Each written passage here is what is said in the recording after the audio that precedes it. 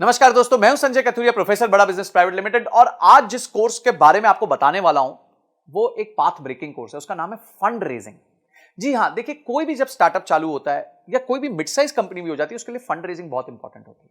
तो fund raising जो होती है वो दो तरीके से हो सकती है। पहला, आप उधार ले सकते हैं। दूसरा, आप जो है कंपनी के शेयर्स बेच के शेयर्स के अगेंस्ट पैसे ले सकते हैं।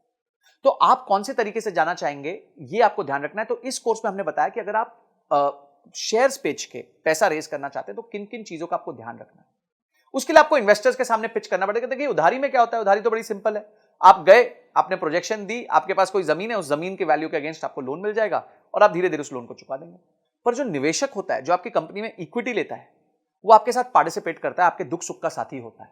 तो इसीलिए उसको आपका बिजनेस के समझना बहुत ज्यादा जरूरी होता है। और इसमें आपको बहुत चीजों का ध्यान रखना पड़ता है। पहले आपको ध्यान रखना पड़ता है कि किस तरीके के निवेशक को आपको आपको जिसको पास जाना चाहिए, आपका ऑब्जेक्टिव क्या है फंड रेज करने का, आपको इन्वेस्टमेंट चाहिए क्यों, आपका बजट क्या है, आप क्या करोगे उस पैसे के साथ। उसके बाद जब आप पैसे ले लोगे तो उसमें कहां उसको निवेश करोगे, निवेश करने के बाद किस तरह के रिटर्न्स कमा के दोगे। समझिए, आज आपका रेवेन्यू 1 करोड़ रुपए साल का है और आपने 5 करोड़ रुपए रेज किए, तो इस 5 करोड़ के साथ क्या आप अपने बिजनेस को 1 करोड़ रुपए साल के से लेकर 10 करोड़ तक लेके जा सकते हैं।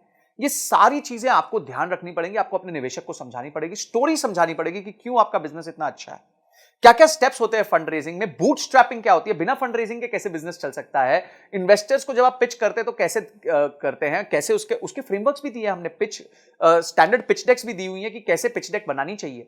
उसके बाद आपके प्रोटोटाइप्स क्या होते हैं पिचिंग के, आपके टर्म शीट क्या होती है, ड्यू डिलिजेंस क्या होता है जब लोग आपके बिजनेस को आके समझते हैं। उसके बाद किस तरीके का पेपर वर्क होता है, आपका शेयर होल्डर अग्रीमेंट क्या होता है, शेयर सब्सक्रिप्शन अग्रीमेंट क्या होता है, कंपनी की वैल्यू कैसे तय की जाती है कि भाई ये कंपनी 100 रुपए की है कि 200 रुपए की है। उसके बाद आप एंजल इन्वेस्टमेंट कैसे ला सकते हैं, वेंचर कैपिटलिस्ट को कैसे ला सकते हैं।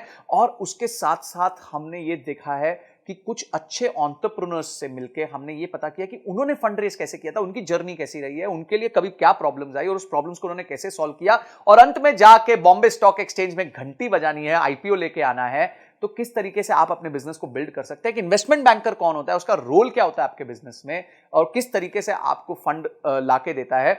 आप उसके बाद इन्वेस्टर रिलेशंस कैसे मैनेज करते हैं, जब निवेशक बोर्ड पे आ जाता है उसके साथ कैसे अपना आप रिलेशन मैनेज करेंगे। ऐसी 32 पावरफुल वीडियोस हमने बनाई हैं जिसमें case studies, examples, real life cases हमने लिए हैं, जिसको आप यूज करके फंड रेजिंग कर सकते हैं। तो बाप रे, इतना सुनने के बाद ही आपको मन करना चाहिए कि मैं इस कोर्स को अनलॉक कर लूं, इमीडिएटली अनलॉक कर लूं और जाके सारे वीडियोस को ध्यान से पढूं, उसको इंप्लीमेंट करूं और उसके बाद उसके रीडिंग मटेरियल्स को पढ़ के उसको और डीप में समझूं। तो ये सारी चीजें हमारे एक ही कोर्स में इतना सब आपको मिल जाएगा, इतनी सारी आपकी प्रॉब्लम सॉल्व हो जाएंगी। आपका गोल है अगर कि कंपनी के लिए फंड रेज करना है, तो आप इस वीडियोस को देख के बहुत अपने आप को इक्विप कर सकते हैं, प्रिपेयर कर सकते हैं। इसके साथ हमने 450 फंड्स की लिस्ट भी दी है जिनको आप अप्रोच कर सकते हैं, उनके फोन नंबर के साथ, उनके किसको आपको अप्रोच करना है उसके साथ। ये सारी चीजें हमने इसके साथ फ्री रिसोर्सेज दिए हुए हैं। तो इमीडिएटली जो है एक्शन लीजिए, क्योंकि एक्शन के बिना कोई परिवर्तन नहीं आएगा, कोई चेंज नहीं आएगा। तो आपने इस वीडियो को देखा, आपने इस कोर्स को अनलॉक किया और आपने ये तय किया कि इस कोर्स को देखने के बाद मैं फंड रेज में और ताकतवर हो जाऊंगा।